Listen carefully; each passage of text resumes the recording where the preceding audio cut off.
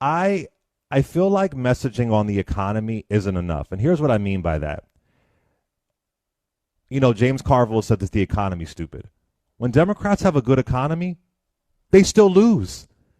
I mean, Al Gore loses in 2000. The economy was phenomenal. Obama had 75 months of straight job growth. Hillary Clinton loses. Kamala Harris, the economy was getting much better. The Wall Street Journal famously says whoever wins is going to inherit a good economy. And they still lose even with the economy. So my vision has always been, Senator Kim, I don't even know if the average person knows what the economy means. I understand as far as the price is too high and all that kind of stuff. I feel like Democrats have to figure out how to combat their hate messaging. Republicans know how to message with hate. They've expanded their GOP menu of hate. It's like the Southern strategy on steroids. So if we can't combat these vile, disgusting trans ads and immigration ads, and the previous administration didn't even respond to it, beyond the economy, how do you get people where they're pushing their bigotry buttons and it sells?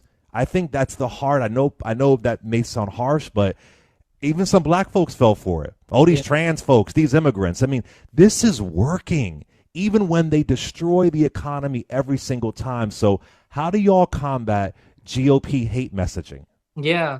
First I'll say, when it comes to the economy, don't dispute the facts that you're talking about, but the deeper level is, well, who is that economy working for? And I think a lot of people, they're like, hey, look, the stock market's going up and up, but I don't really feel that in my day to day. When you have the majority of Americans not invested in the stock market, when you see the largest level of inequality in our nation's history right now, worse than the robber baron age. So I think the change here in part needs to be about trying to build an economy that works for everybody, works for more and more people. So the Democrats can't be the party of defending the status quo and saying, "Hey, look, I'm a president that delivered X number of months of growth." That doesn't register for the people in New Jersey, down in Atlantic City, or elsewhere that are paycheck to paycheck, people who, a huge percent of Americans can't handle a $400 emergency, and those types of issues. So, I think that the economic message was too focused on these top line points, and it made it seem like the Democratic Party was a party of urban elites, high educated people, people that were thinking it's, just about the big tech companies and the big corporations. That needs to change. And I But think that that's not there's, what Kamala Harris was talking about, Senator. She was talking about an opportunity agenda. She was talking about giving first-time home buyers access, raising the minimum wage, child tax income credit. And this is where I'm confused. Like you guys were up against somebody who didn't care. He was denying. He was in McDonald's outfit. Said I won't raise the minimum wage. That's why I'm confused. When y'all have the good policies, you say, here's how we're going to help you, and then you lose. I'm yeah, look, sorry. I'm just no, confused no, by it. and as I said, the incumbency parties all over the country, all over the world lost last year. There was, a continuation where there needed to be a greater understanding that, this was another COVID election. It was a lot that was dealing with the high prices, the inertia that people were feeling in terms of the uncertainty and unpredictability.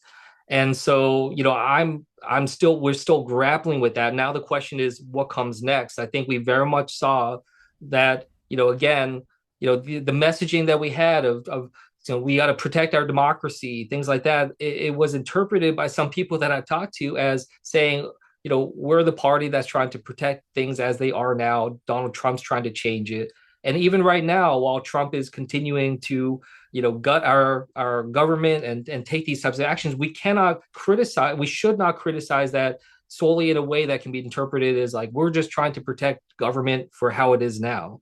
Mm. And I think that that's a big part of the problem. Now, to the other point that you mentioned, in terms of how we counter the hate, how we counter that weaponization of fear that the Republicans are so good at conjuring, that is, a very real problem that we face right now, where it's easy to scapegoat and say that, hey, look, the reasons why you are feeling anxiety and unpredictability about your life, your economy, your kids' future is because of immigrants. It's because of China. It's because of these other countries, and we got to DEI. tariff them and DEI. They're taken away. So I think for me, how I've often tried to frame it is leaning into it. My parents immigrated to this country 50 years ago. They came here because they felt that they could guarantee me and my sister that we would have a better life and more opportunities than them. Now I'm a father of a 7-year-old and a 9-year-old, two little boys, but they're part of this generation where it could be very well the first generation that in modern American history that doesn't have more opportunities, doesn't have more prosperity. I'm honestly I'm terrified about what kind of America my kids are going to grow up in. And that's not just from the economic side, it's from the level of hate and the discrimination that's out there. And I feel that right now, and I see Asian American communities attacked. My wife is Chinese American. We see the vitriol facing there as my You had kids some get. disgusting attacks when you were running for House. Yeah, What are they? Real fishy? It was really vile. yeah. I Yeah, mean, they yeah. said Andy Kim, he's not one of us. And they put Mm-hmm. flyers out with my name in like a Chinese takeout font, like chop suey font, and Disgusting. and my kids get, they unfortunately get taunted at school, Chinese boy. People attacking me saying we can't have a North Korean spy in the U.S. Congress and the U.S. Senate. Oh Like my there's a God. xenophobia there that worries me in terms of where this is going, and that hate takes many different forms, but it has similar roots. So I feel it too, and I think part of it is about building that wider coalition, trying to stand up against that hate in all forms, but also, trying to find that way to combat it and take it head on, not just, thinking that it's going to dissipate because it's not. Agreed. Agreed. Agreed. I think I was a big supporter of Kamala Harris, but she should have went head on, or maybe it was her team. That they them ad that'll go down in history as like the Willie Horton ad of our time. It was so impactful. Yeah. So I want to ask you this: your voting record, even when you were in the House, it was impeccable. You co-sponsored the George Floyd Policing Act. You co-sponsored the Emmett Till anti-lynching bill. You were a big advocate of voting rights. But I do have to ask you this, Senator. You did vote for Kristi Noem, and you said you voted for her to have a direct line to the Secretary of Homeland Security because you're on the subcommittee in the Senate. But she has been awful. Do you regret voting for Kristi Noem? Yeah, it was the wrong vote. It was, it was, I think my like second or third vote. It was brand new in the Senate confirmation. I was trying to come at this from a place of like saying, hey, look, over 50% of the constituent cases that I have in my office are related to the Department of Homeland Security. A lot that I'm just trying to deal with on a day-to-day level with that department. I'm also on the Homeland Security Committee. I'm trying to engage with her and her team on a number of different issues. So I think part of me was thinking, like, look, you know, somebody in New Jersey in the federal delegation needs to be able to have that line of communication with her and her senior team to try to, like, whenever there's an ICE raid in Newark or elsewhere, people are like, go find out what's going on. Like, I need to have the ability to go and find out what's going on and to engage. So, I was trying to come at this from that perspective of just like, how do I try to deliver for my constituents and like try to make sure I can, I can get the answers that I can and have that engagement. But what we also just have seen since is just there's no interest on the Republican side on Trump's side in actually governing. And, I think that that's something that, I certainly learned my lesson, from that type of process. And, it's hopefully going to just strengthen me as I go forward in the Senate to understand how to better represent. I still stand by the fact that like I do need to engage this administration. I do need to make sure someone picks up my phone calls that, I can push for my constituents. I just showed up, for instance, unannounced at the ICE detention facility in Elizabeth, New Jersey. I just, decided to show up one day unannounced to be able to inspect and engage, be able to go talk to some of the people detained there, like, Mr. Daoud, Kareem Daoud, who's 21 years here as an American citizen wife, American citizen kids. I'm trying to advocate for him to get out. And so, yes, I need to engage with the Department of Homeland Security, but I also just need to be mindful that we're not complicit or showing that we are approving of in any way the lawlessness that we see. Well, I so appreciate that you say that you regret it. A lot of politicians will never admit when they did something wrong, or they look back in retrospect and say, "Hey, that wasn't the best thing to do." I really appreciate that transparency. And isn't she trying to build like a billion some dollar prison in New Jersey? She's trying to build some for-profit prison in New Jersey, Kristi Noem. Do I have that right? Yeah, they are trying to have more detention For-profit. facilities in New Jersey and across this entire country right now, as Yeah. if we didn't already have an incarceration problem in this nation. Yeah. I want to ask you about Atlantic City. Like I said, I was born there, but I wasn't raised there. My mother is from there, and she lives on the West Coast now, though. And you've done some recent town halls in the Atlantic City area. And I often bring up Atlantic City to prove that Trump is not the economy president. I don't know why folks didn't know that the first term, but whatever, we're here now. But can you remind people of what Trump did to Atlantic City? He really devastated this small city's economy. And for our younger listeners, you may not know, Atlantic City was almost like Vegas to some degree. You would have stars go there and perform. You have a little bit of that now. But the economy of Atlantic City, due to Trumpism, has really been gutted. Can you explain that to my audience? Yeah, I mean, I think the best way is to use some of the words that Trump used to talk about. He talked about Atlantic City as a great cash cow for him. He literally used that phrase, cash cow. He brags about how much money he took out of there. He says, I took a lot of money out of Atlantic City. Like that's how he's seeing this. He saw it as an extraction. He could care less about what was actually happening on the ground, could care less about the sustainability of his businesses. He really set up these businesses to not succeed. It was just about how much money can he take out, while he could.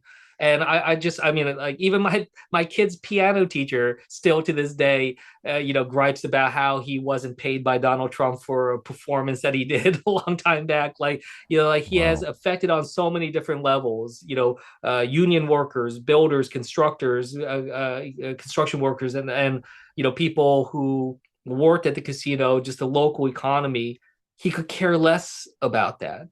And so, like, that's when you look at what he did to Atlantic City, how he screwed it over, and you look at what's happening now with the presidency again, like whether it's the meme coin and the blatant corruption of creating a meme coin and saying that you're going to have a gala for the 200 some biggest investors, clearly corruption, just trying to extract. But you also see why he has this burn it down attitude. He could care less about our allies and our partners.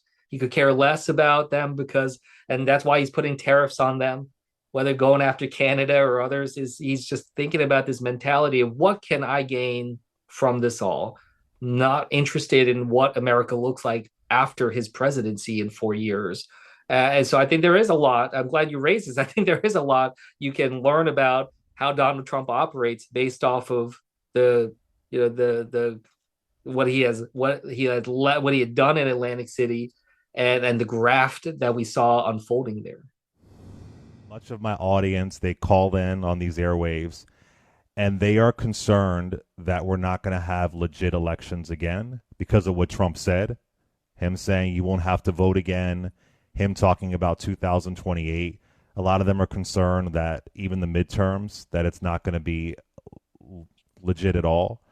Um, do you share those concerns, or is my audience just being a little bit hyperbolic with fear of how elections might look like in this country in the Look, future? I think everybody's we're in uncharted territory, right? So Mm, I cannot look you in the eye right now and say there will be no problems. I look back on what happened in 2024. There were a lot of really concerning MAGA officials that got involved in different elections around the country. And I did not necessarily see widespread ability for them to influence things, but I'm not going to say that there's nothing.